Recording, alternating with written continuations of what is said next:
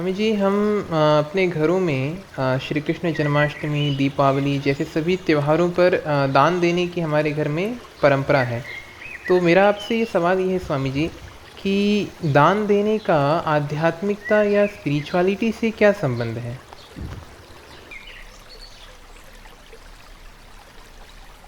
देखिए, दान देने का अर्थ क्या है, इसे हमें समझना चाहिए।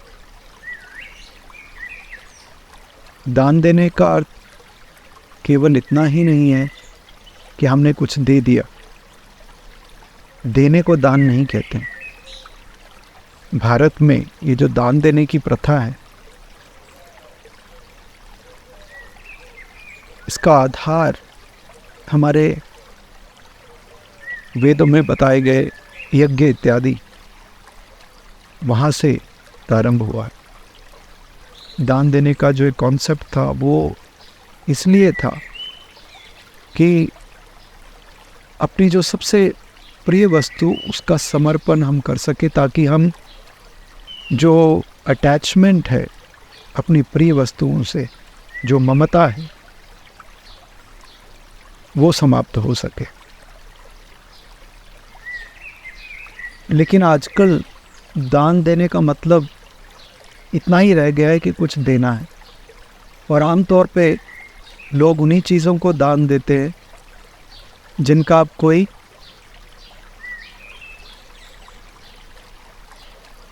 कोई मूल्य ही नहीं हो, जो बिल्कुल यूजलेस हो गई हो, निरर्थक।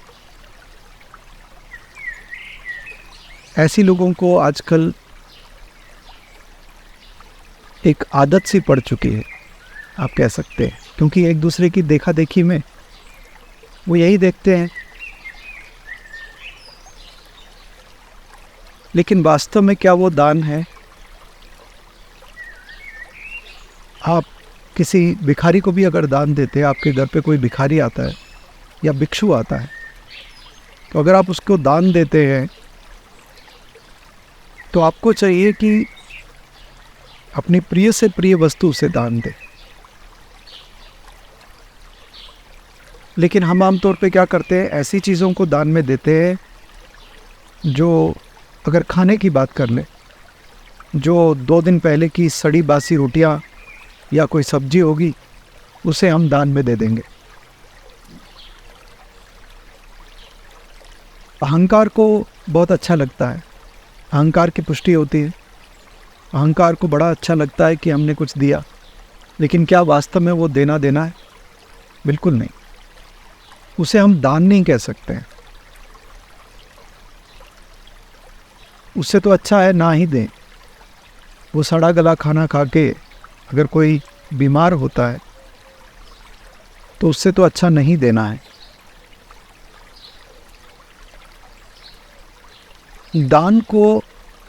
दान के महत्व को हम लोगों ने बहुत छोटा कर दिया है। उसका अर्थ केवल इतना ही रखकर कि कुछ देना है।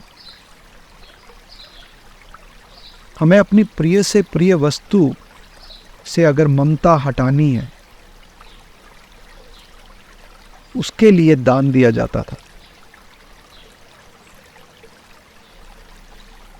हमारे कठोपनिषद में नचिकेता की कहानी बहुत ही प्रसिद्ध है। नचिकेता एक छोटा सा बालक था,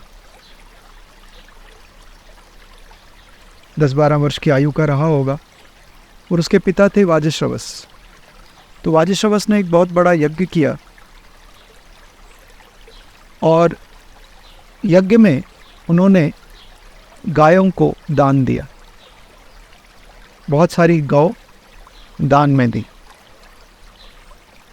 तो ये छोटा सा जो बालक था, जब उसने ये देखा तो उसे बड़ा अचरज हुआ, और अचानक उसे ऐसा लगा कि जो उसके पिता कर रहे हैं वो ठीक नहीं है।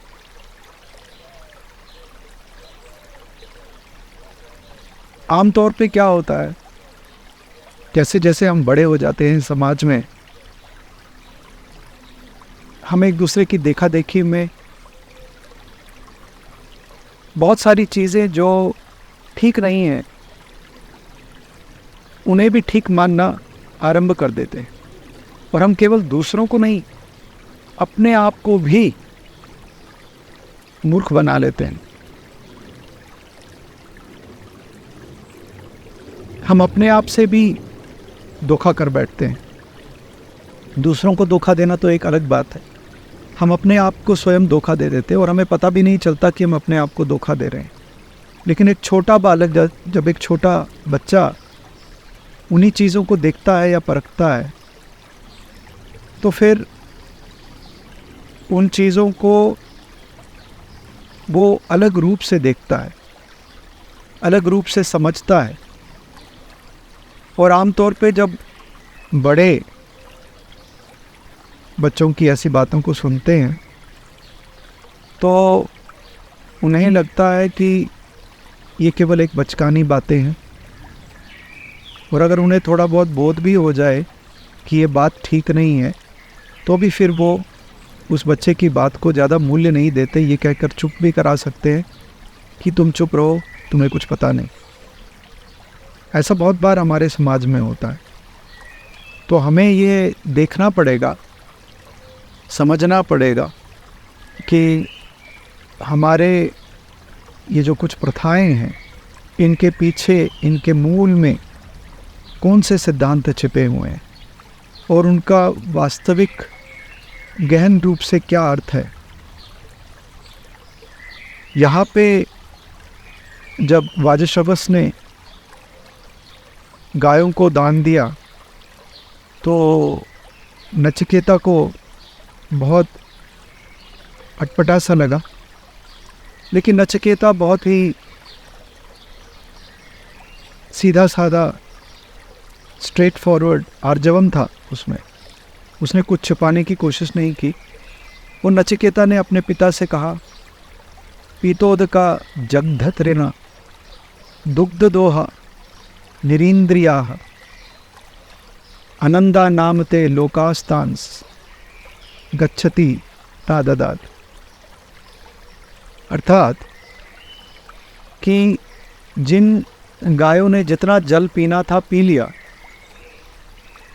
जिनका घास खाना अब और बाकी नहीं बचा, जितनी घास खानी थी खा ली, जिनका जितना दूध था उतना सब दूध दूह लिया गया है, कुछ अंदर बचा नहीं है, और जिनमें प्रजनन की शक्ति भी नहीं है, अब बच्चे भी पैदा नहीं कर सकती, ऐसी गायों को तुम दान करने वाले हो हे पिता। इसका क्या अर्थ है? इसका क्या फ़ायदा है? क्यों कर रहे हो ऐसा?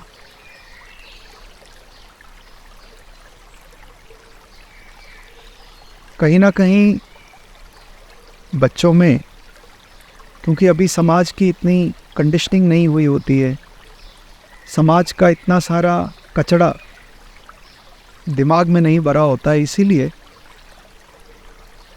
एक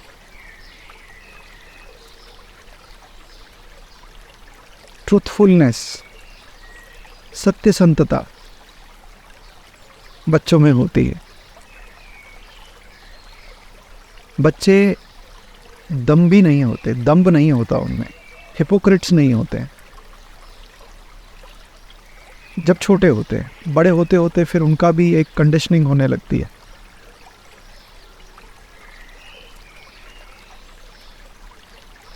लेकिन बचपन में सत्यनिष्ठ होते हैं आमतौर पर, इसलिए उनके सवाल काफ़ी तीखे और सीधे होते हैं, उसमें ज़्यादा मिर्च मसाला होता नहीं है। तो यहाँ पे भी नचिकेता सीधे सीधे प्रश्न पूछते हैं अपने पिता से कि जिन गायों को तुम दे रहे हो, इनमें ना तो अब बच्चा पैदा करने की शक्ति है, ना तो ये दूध दे सकती हैं, जितनी घास खानी थी खा ली है, जितना पानी पिया था पी लिया है। उसका यह मतलब नहीं कि वो और घास नहीं खाएंगी, पानी नहीं पिएंगी। अर्थ केवल इतना है कि उनसे जो हो सकता था उनका वो उपयोग हो चुका है। अब उनको दान में देने का मतलब क्या है? आप जिनको वो दान दे रहे हैं उनके तो किसी काम की नहीं आएंगी, उल्टा उन्हें तो उन गायों की देखभाल में और धन उनका खर्च होगा, है ना? इसी तरह हम लोग भी जब दान देते हैं तो ये पुरानी सड़ी गली रोटियां दे देते हैं या पुराने कपड़े दे देते हैं जो फट गए हों, जिनका कोई उपयोग नहीं हो। अच्छे कपड़े हम दान देंगे क्या कभी? वास्तव में वही दान वास्तविक दान है जब हम अपने बेहतरीन से बेहतरीन कपड़े को दान में दें, अच्छे से अच्छे जो हमें सबसे प्रिय है उसे दान में दें। क्योंकि बात सिर्फ किसी वस्तु को देने की नहीं है, बात है अपनी ममता को, हमारी जो ममता है, अटैचमेंट्स जो है बाहरी वस्तुओं के प्रति, उनका त्याग करने की। गीता का जो मूल मंत्र है वो त्याग है। अपनी छोटी छोटी वस्तुओं का जब हम त्याग करना शुरू करते हैं तो धीरे धीरे हमें बड़ी वस्तुओं का त्याग करने की क्षमता आती है। सत्संग में अक्सर अम्मा भी बार बार इस बात को दोहराती भी है कि हमें त्याग होना चाहिए। त्याग के बिना एक साधक नहीं है, त्याग के बिना एक दानी नहीं है, त्याग के बिना एक तपस्वी नहीं है, त्याग के बिना एक ज्ञानी नहीं है। और अम्मा कहती हैं कि जब हम वस्तुओं का त्याग धीरे धीरे वस्तुओं के त्याग से शुरुआत करते हैं तो धीरे धीरे हमें ये क्षमता भी आ जाती है कि हम अपनी मानसिक वृत्तियों का भी त्याग कर सकें। वास्तव में वस्तुओं का त्याग नहीं है। हम अक्सर इस भ्रम में रहते हैं कि हमने वस्तुओं का त्याग कर दिया। हम व्यक्तियों का भी त्याग नहीं कर सकते। कैसे करेंगे? आप इस समाज में रहते हैं तो आपको व्यक्तियों की आवश्यकता तो पड़ेगी। आप वस्तुओं का त्याग नहीं कर सकते, आप व्यक्तियों का त्याग नहीं कर सकते वास्तव में, क्योंकि वस्तुएं और व्यक्ति आपके जीवन में विभिन्न रूप से आती रहेंगी और आपको आवश्यकता भी पड़ेगी। आप उनका त्याग नहीं कर सकते बाहरी रूप से। लेकिन जब हम में सामर्थ्य हो, जब हमारे पास वस्तुएं हैं, तो जब हम उनका त्याग करना आरंभ करते हैं तो जो आंतरिक जो ममता है उनके प्रति, वो कहीं ना कहीं क्षीण होना शुरू हो जाती है। और जैसे जैसे ममता क्षीण होती है हम मोह से ऊपर उठ पाते हैं, और जैसे जैसे हमारा मोह जाता है वैसे वैसे हम ऐसी शक्ति अपने अंदर अर्जित कर पाते हैं जिससे हम अपनी मानसिक वृत्तियों का भी त्याग कर सकें। मानसिक वृत्तियां ही तो हैं जो हमें काम, क्रोध, मद, लोभ, मोह, ये सब क्या है जिन्हें हम दुर्गुण कहते हैं? ये सब क्या है? ये मानसिक वृत्तियां ही हैं। किसी व्यक्ति, किसी वस्तु के प्रति हमारा काम, क्रोध अकारण या बिना किसी संयम के जब हम क्रोध करते हैं, मद किसी भी चीज़ का नशा, लोभ, ग्रीड,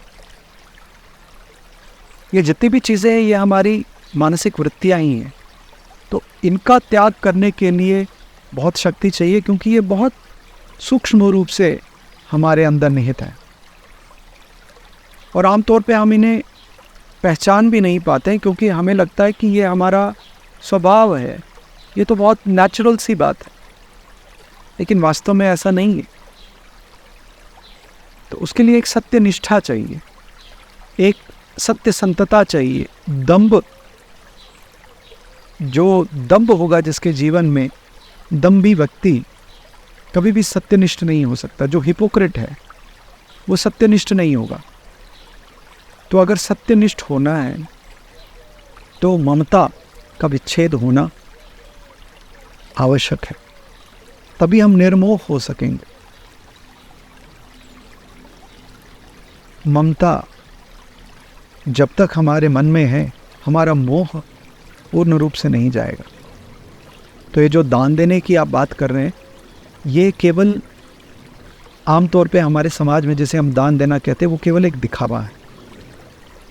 आपने देखा होगा, हम अभी अपने सत्संग में बहुत बार इस बात को दोहराती हैं, मंदिरों में जब लोग आजकल दान देते हैं, पहले भी, तो अगर मान लीजिए एक ट्यूबलाइट दान दी है या एक कमरा दान में बना के दिया है, तो उसके बाहर एक बहुत बड़ी एक शिला या एक पट्टी पे लिख दिया जाता है कि इस व्यक्ति ने दान दिया है।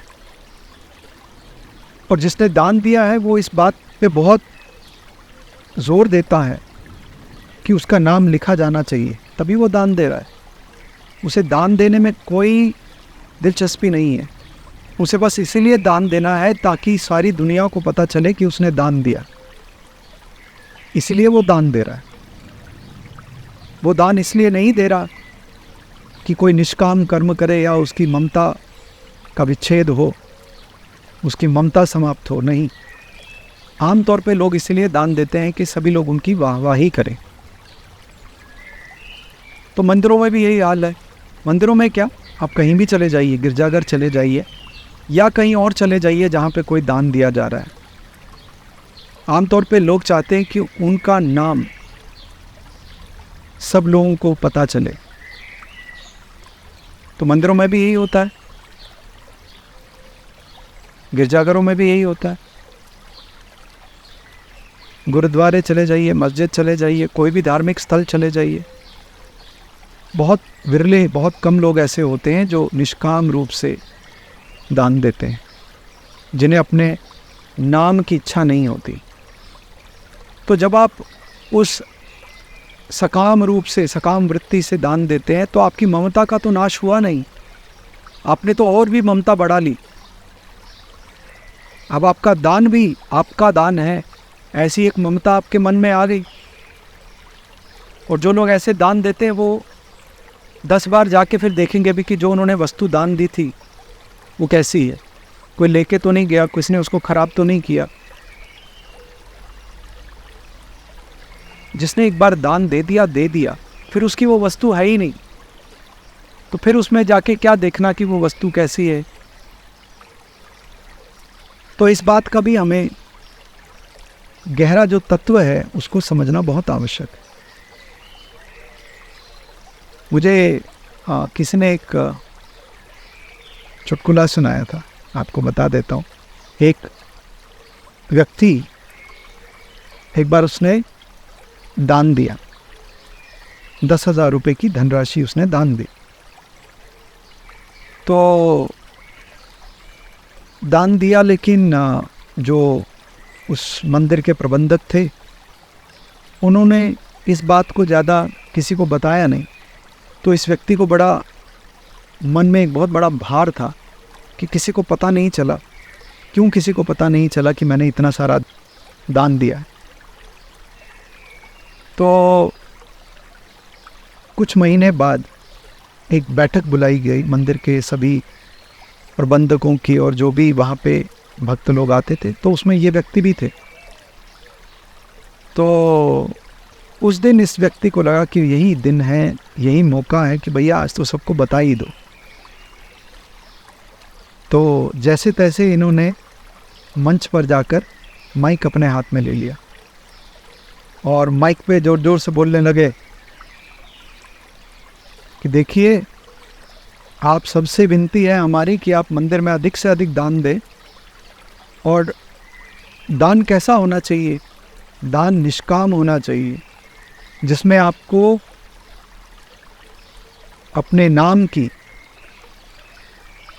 कोई इच्छा ना हो कि मेरा नाम बढ़ चढ़कर सबको मालूम हो, ऐसी कोई इच्छा नहीं होनी चाहिए।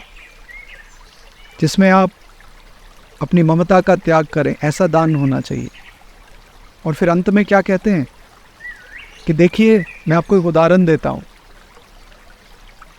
अभी 2 महीने पहले मैंने 10,000 रुपये दान दिए थे, लेकिन किसी को पता नहीं है कि मैंने दान दिया, और मैंने इसकी घोषणा नहीं करवाई ताकि ये निष्काम कर्म मैं कर पाऊँ।